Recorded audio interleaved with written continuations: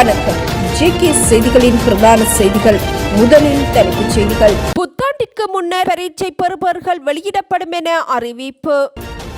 விமான பயணச்சீட்டுகளை கொள்வனவு செய்வது தொடர்பில் அவசர எச்சரிக்கை. நாட்டில் நிலவும் அதிக வெப்பமான வானிலை தொடர்பில் அறிவுறுத்தல்.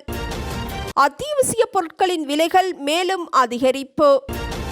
நீரை சிக்கனமாக பயன்படுத்துமாறு தேசிய நீர்வளங்கள் வடிகாலமைப்பு சபை வேண்டுகோள்.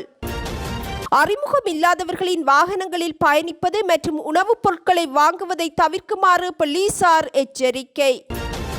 நட்பு நாடுகளின் கப்பல்களுக்கு அனுமதி வழங்குவதாக ஈரான் அறிவிப்பு. 2025 ஆண்டுக்கான காப்போத உயர்தர பரீட்சை பெறுபேறு முடிவுகள் சிங்கள மற்றும் தமிழ் புத்தாண்டிற்கு முன்பு வெளியிடப்படும் என அறிவிக்கப்பட்டுள்ளது. பெறுபேறுகளை வெளியிடுவதற்கு தேவையான செயல்முறைகள் தற்போது நிறைவடையும் தருவாயில் உள்ளதாகவும் பரீட்சைகள் ஆணையாளர் நாயகம் இந்திகா குமாரி லியனகே அறிவித்துள்ளார்.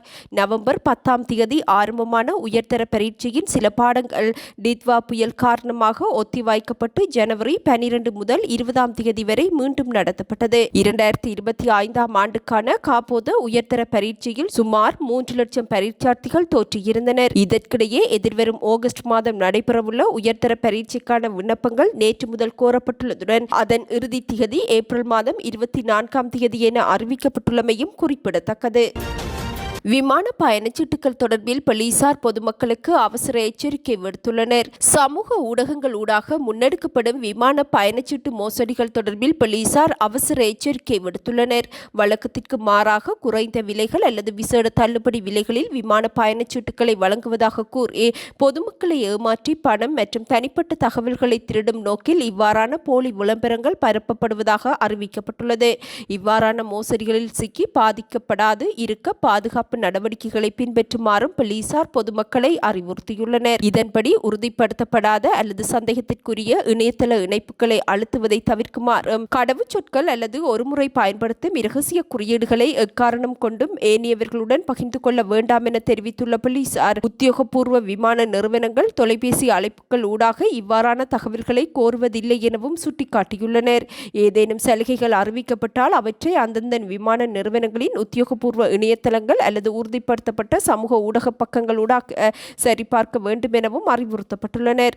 பயணச்சீட்டுகளை கொள்வனவு செய்வதற்கு முன்னர் அவை பதிவு செய்யப்பட்ட மற்றும் அங்கீகரிக்கப்பட்ட பயண முகவர்கள் தானா என்பதை உறுதிப்படுத்திக் கொள்ளுமாறும் பொதுமக்கள் அறிவுறுத்தப்பட்டுள்ளனர். இவ்வாறான மோசடிகள் குறித்து விழிப்புடன் செயற்பட வேண்டும் என்பதுடன் நிதி இழப்புகளை தவிர்க்க ஒத்துழைக்குமாறும் போலீசார் பொதுமக்களிடம் வலியுறுத்தியுள்ளனர். நாட்டின் பல பகுதிகளில் இன்றும் வெப்பநிலையானது எச்சரிக்கை மட்டத்திற்கு அதிகரித்துள்ளதாக வளிமண்டலவியல் திணைக்களம் அறிவித்துள்ளது. மேல் சப்ரகமுவ தென் மற்றும் வடமேல் மாகாணங்களிலும் அனுராதபுரம் மன்னார் வவுனியா மற்றும் மொனராகலை ஆகிய மாவட்டங்களிலும் அதீத வெப்பம் உணரப்படும் என அறிவிக்கப்பட்டுள்ளது.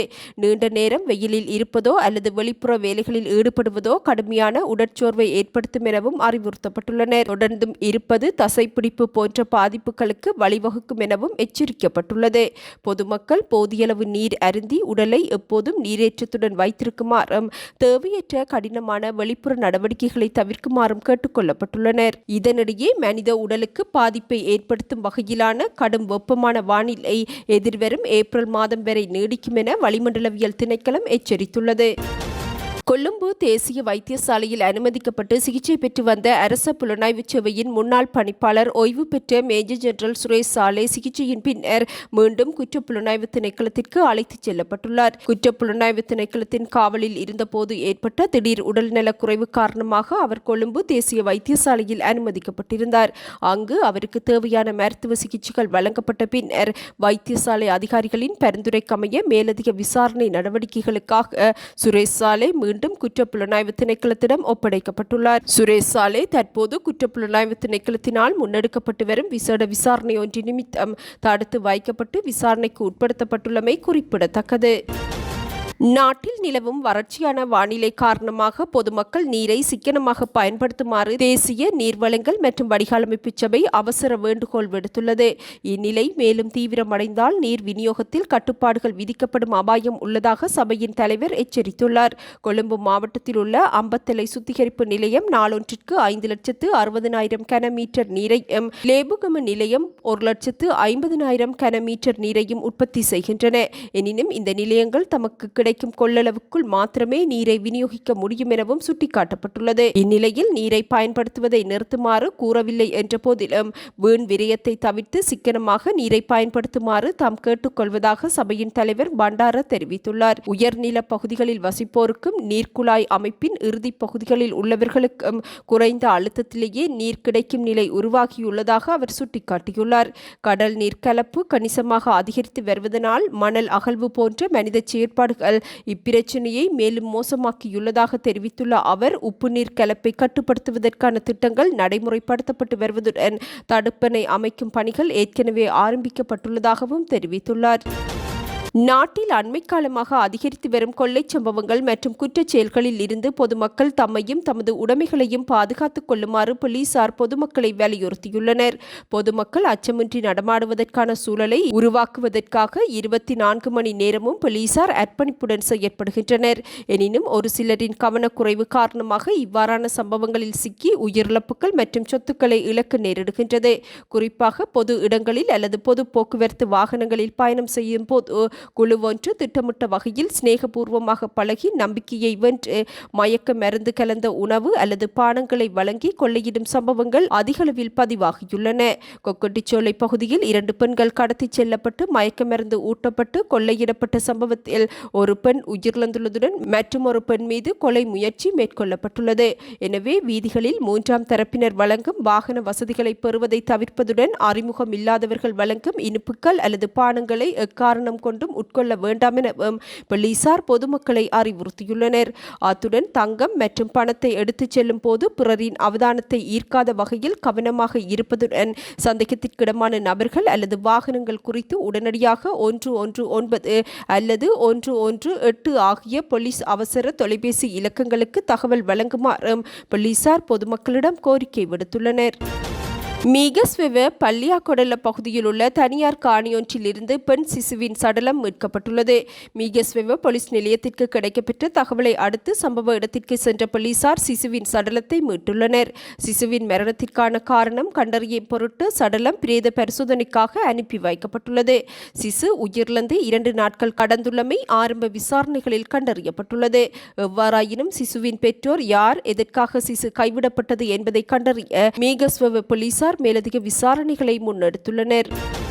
நாட்டிற்குள் சட்டவிரோத போதைப் பொருட்களை கடத்தி வந்த சர்வதேச வலையமைப்புடன் தொடர்புடைய 29 முக்கிய போதைப்பொருள் குற்றவாளிகள் குற்றப்புலனாய்வு திணைக்களத்தினரால் கைது செய்யப்பட்டுள்ளதாக பொதுமக்கள் பாதுகாப்பு பிரதி அமைச்சர் சட்டத்தரணி சுனில் வட்டகல தெரிவித்துள்ளார்.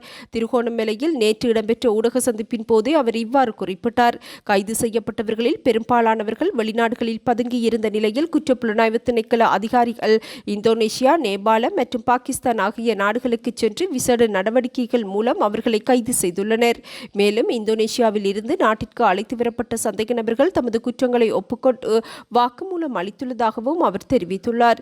திருகோணமலை துறைமுகம் உள்ளிட்ட கடற்கரையோர பகுதிகள் மற்றும் விமான நிலையங்கள் வழியாக படகுகள் மூலம் போதைப் பொருட்களை கட்டுப்படுத்துவதை தடுப்பதற்கு புதிய வியூகங்கள் வகுக்கப்பட்டுள்ளதாக தெரிவித்துள்ள அவர், முன்னைய அரசாங்கங்கள் இந்த விநியோக சங்கிலியை முறியடிக்க தவறிய நிலையில் தற்போதைய அரசாங்கம் உயர்மட்ட கடத்தல்காரர்களை குறிவைத்து நடவடிக்கை எடுத்து வருவதாகவும் பொதுமக்கள் பாதுகாப்பு பிரதி அமைச்சர் சட்டத்தரணி சுனில் வட்டகல தெரிவித்துள்ளார். எரிபொருள் விலை அதிகரிப்பை தொடர்ந்து சந்தையில் தற்போது அத்தியாவசிய பொருட்களின் விலைகள் அதிகரித்துள்ளது. பருப்பு, நெத்தலி, தேங்காய் எண்ணெய் உள்ளிட்ட அனைத்து அத்தியாவசிய பொருட்களின் விலைகளும் உயர்வடைந்துள்ளதாக புறக்கோட்டை மொத்த வியாபாரிகள் குறிப்பிட்டுள்ளனர்.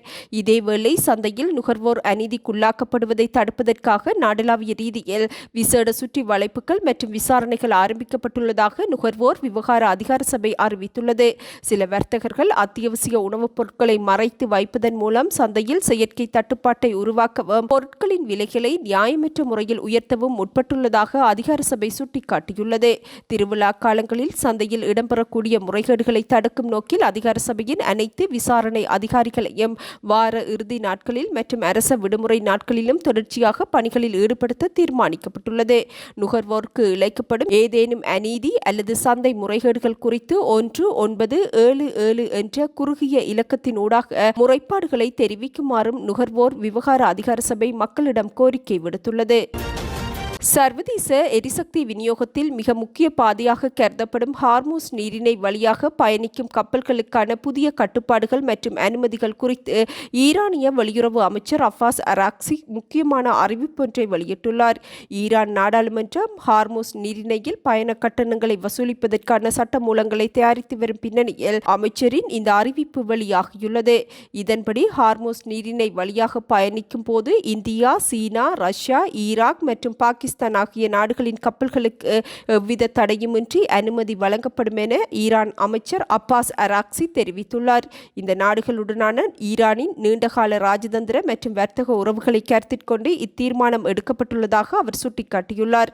ஹார்மூஸ் நீரிணையின் பாதுகாப்பு மற்றும் கண்காணிப்பு முழுமையாக ஈரானின் கட்டுப்பாட்டிலேயே உள்ளதுடன் தமது நட்பு நாடுகளின் வர்த்தக மற்றும் எண்ணெய் போக்குவரத்து கப்பல்களின் பாதுகாப்பை உறுதிப்படுத்துவது தமது கடமை எனவும் அவர் சுட்டிக்காட்டியுள்ளார். இதேவேளை இப்பிராந்தியத்தில் பதற்றத்தை உருவாக்கும் ஏனைய நாடுகளின் கப்பல்கள் மற்றும் ஈரானுக்கு எதிரான நடவடிக்கையில் ஈடுபடும் தரப்புகளின் நடமாட்டங்கள் குறித்து கடும் கண்காணிப்பு நிலவும் எனவும் அவர் எச்சரிக்கை விடுத்துள்ளார். உலக கச்சா எண்ணெய் விநியோகத்தில் சுமார் 20% அதிகமானவை ஹார்மூஸ் நீரிணை வழியாகவே கொண்டு செல்லப்படுகின்றன. தற்போது மத்திய கிழக்கில் நிலவும் போர்ச்சூழல் மற்றும் அமெரிக்காவுடனான தர்க்கங்களுக்கு மத்தியில் தனது கடல் எல்லையின் மீதான அதிகாரத்தை நிலைநாட்ட ஈரான் எடுத்துள்ள இந்நடவடிக்கை சர்வதேச அரசியலில் மிக முக்கியமாக கருதப்படுகின்றது. இத்துடன் இன்றைய எமது பிரதான செய்திகள் நிறைவடைகின்றன. நமது அடுத்த பிரதான செய்திகளை நாளை எதிர்பாருங்கள். வணக்கம்.